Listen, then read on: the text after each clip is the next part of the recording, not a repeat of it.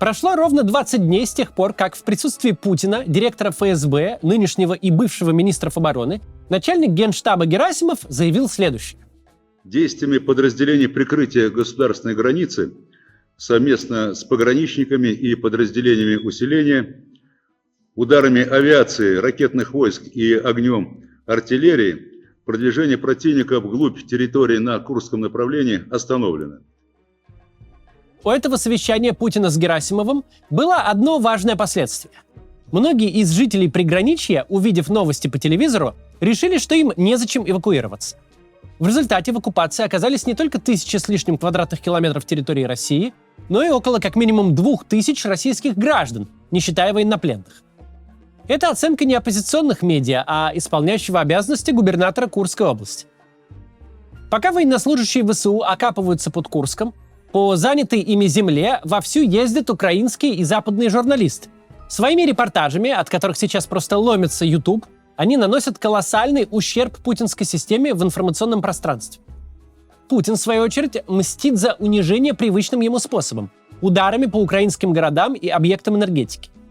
Никаких новых приемов, чтобы перешибить плетью обух, он не демонстрирует. Разве что удар по иностранным журналистам. Но обо всем по порядку. Начиная с 1959 года едва ли в США найдется хоть один юрист по уголовным делам, который не смотрел судебную драму «Анатомия убийства». В этом фильме показано одно интересное противоречие. При вынесении вердикта присяжные не имеют права учитывать доказательства, добытые незаконным путем. Однако присяжные — это люди, а не роботы. Если уж они такое доказательство увидели, то развидеть они его не могут. Сейчас мы наблюдаем, по сути, то же самое. В Ютубе публикуется огромное количество видео, снятых в оккупированных Суджи и окрестностях. В репортажах мы видим местных жителей, которые благодарят украинских солдат за продукты, лекарства, гуманитарную помощь и поддержание правопорядка. Мы не можем считать эти слова доказательством, что у наших сограждан на юге Курской области все прекрасно. Нам даже не надо предполагать. Рядом с репортерами и телеоператорами точно стоят украинские военные. Мы даже видим их в кадре и отлично понимаем, что гражданский человек в присутствии иностранцев с автоматами едва ли станет на них жаловаться и вообще говорить что-то помимо комплиментов. Да и сами корреспонденты, конечно же, находятся под присмотром военных. Однако зрители подобных репортажей из Суджинского района, они как присяжные заседатели из того фильма. Все понимают, но не могут обнулить увиденное. Относятся хорошо, молодцы. Дай бог им здоровья, потому что они действительно нам помогают и с водой, и с продуктами, и врач тоже каждый день приезжает, осматривает больных. Поэтому все хорошо на этот счет. Мы им очень благодарны украинским военным. По улицам оккупированных населенных пунктов ходят живые местные жители. Они принимают от ВСУшников продукты и гуманитарную помощь. Принимают с благодарностью, в том числе и от закоренелых ультраправых с нехорошими нашивками и шевронами.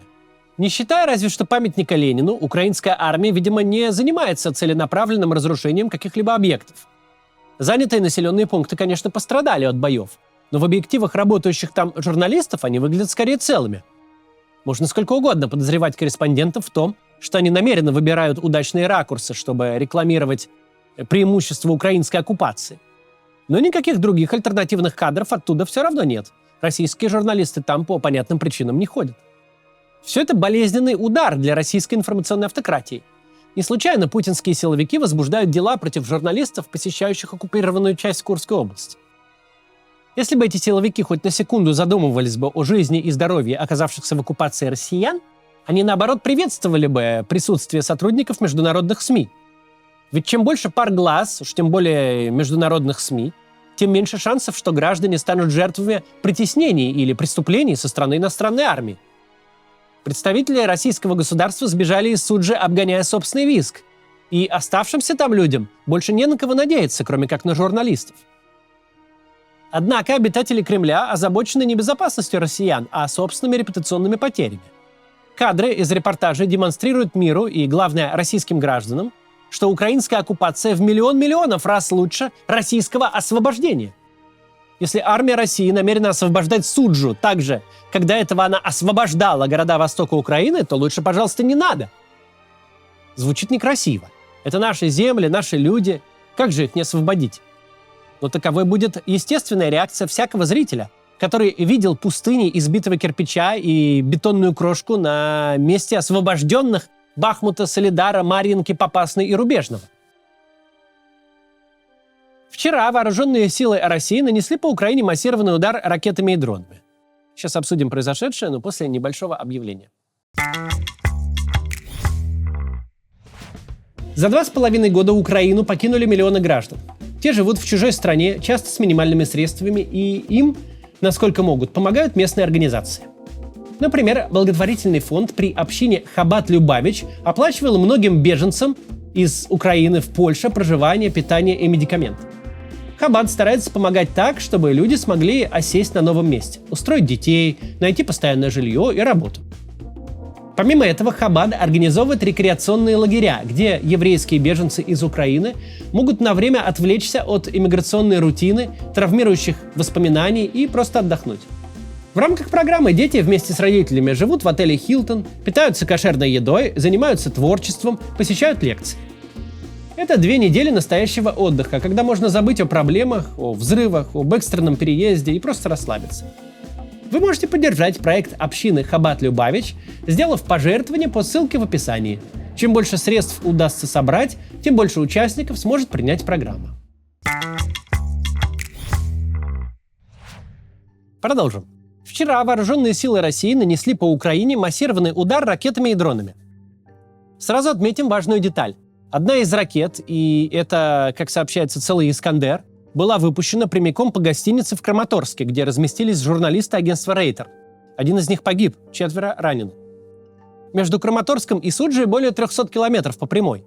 Нам неизвестно, собирались ли сотрудники «Рейтер» ехать именно в Курскую область. Но удар по ним дорогой высокоточной ракетой все равно может трактоваться довольно однозначно. Как объявление войны против международной прессы и угроза всем остальным. Не надо, мол, никуда ехать. Не надо фиксировать, что Суджа и окрестные деревни более-менее целые, а оставшиеся там россияне живы. Это наносит нам, говорит российская власть, огромный урон уже сейчас. И нанесет еще больший, когда и если мы решим сносить там все фабами, кабами и системами залпового огня. Так что не надо снимать. Это хорошо, что вы привезли нам и поесть, и хлеба, и воды. И разрешают ходить везде, и по магазинам ходить, и пить. А что думаете об украинских военных? О, ребята, вот мы с ними и по магазинам возили нас на машине.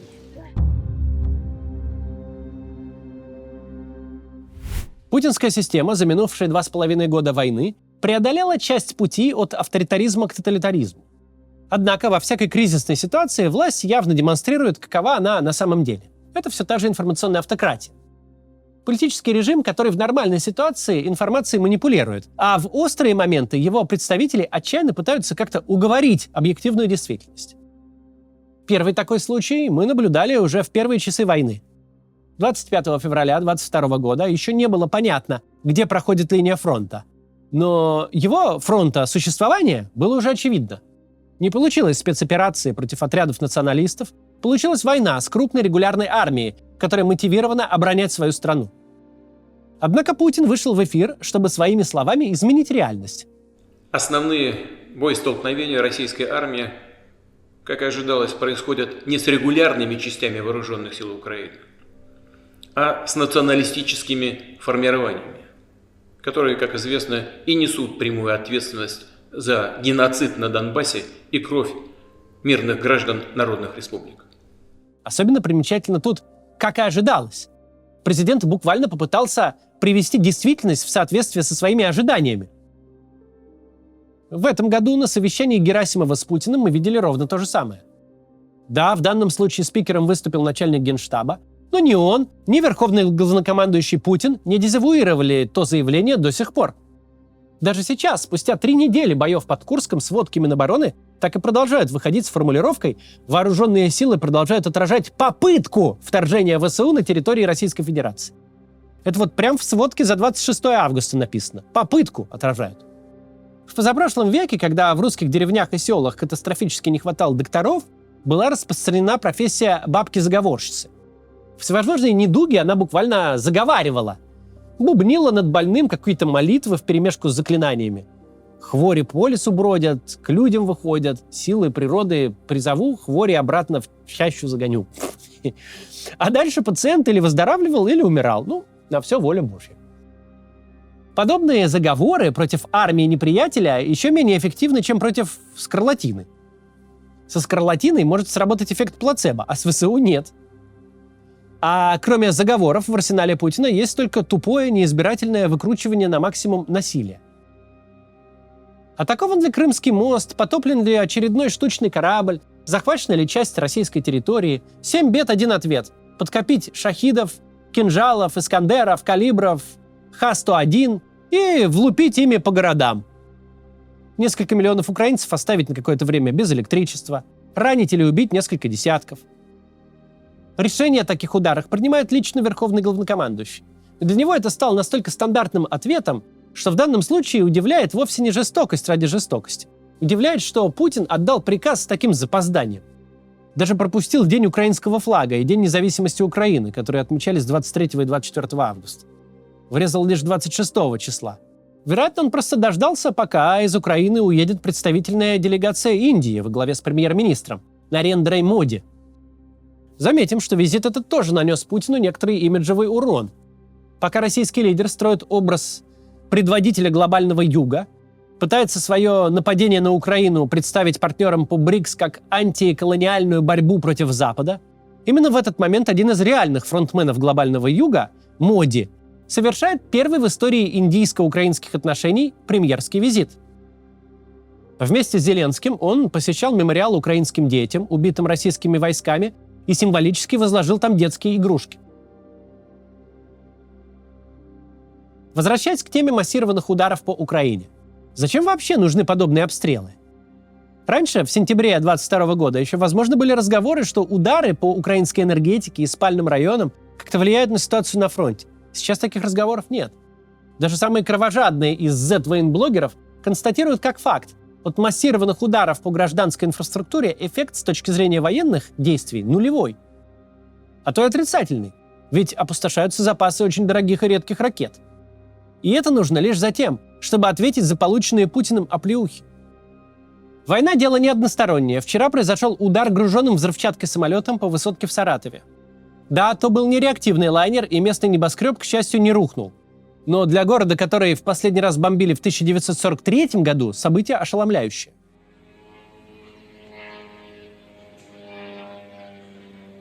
Блять, это пи***ц, это с 37-этажку прилетел, блять. Украинской стране есть что ответить и в развязанной войне против ее энергетики. Украина методично выносит российские нефтехранилища и нефтеперерабатывающие заводы. В Пролетарске Ростовской области нефтебазу не могут потушить до сих пор.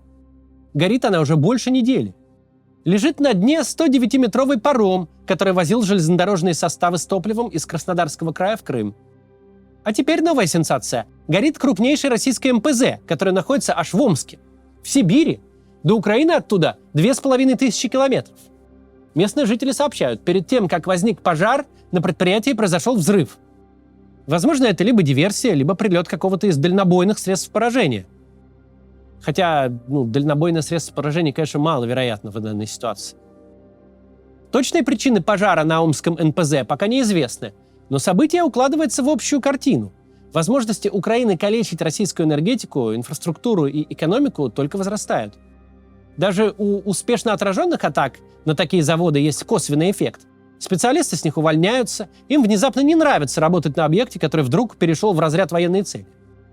Мы с легкостью можем предположить, что Омский НПЗ даже и не был объектом чьей-то целенаправленной атаки, а из-за острого кадрового голода там просела техника безопасности и ЧП произошел сам собой. Только за это лето помимо Омского пострадали НПЗ в Адыгее, Краснодарском крае, Тамбовской области и Коми. В Коми погибли 2 человека. В Омске на момент записи известно об 1 погибшем и 7 раненых. Неудивительно, что люди увольняются. Самое ужасное в том, что никому это не нужно и можно остановить в любой момент. Война между Россией и Украиной не разгул стихии, не падение метеорита, не что-то такое, что происходит помимо воли и решений человека. Путин, его ближайшее окружение, пропагандисты – все они то ли прикидываются, то ли на самом деле забыли, кому принадлежит решение развязать так называемую СВО. и стремятся привить эту амнезию и нам. Непреложный факт в том, что завершить оккупацию Курской области, обезопасить те регионы России, куда долетают украинские средства поражения, прекратить уничтожение российских мужчин в мясных штурмах. Путин все это может сделать, если не за один день, то точно за одну неделю. Для перемирия уже будет достаточно перестать захватывать дальше украинские земли. Понятно, что до мира и мирного договора пока далеко, но для перемирия возможности существуют. Заморозка войны могла бы стать выгодным шагом для путинской политической системы. Она бы вышла из зоны турбулентности, куда каждый день войны затягивает ее новый кризис. А каждый год по событию уровня мятежа, Пригожина или оккупации области происходит.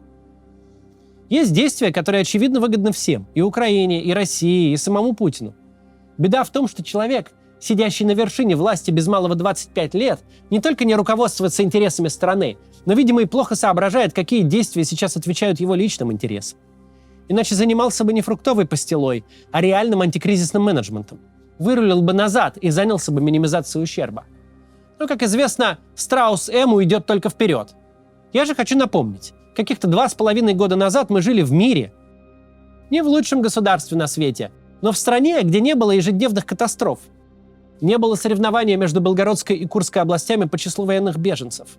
Или между всеми регионами России, куда прибудет больше гробов, где произойдет больше обстрелов.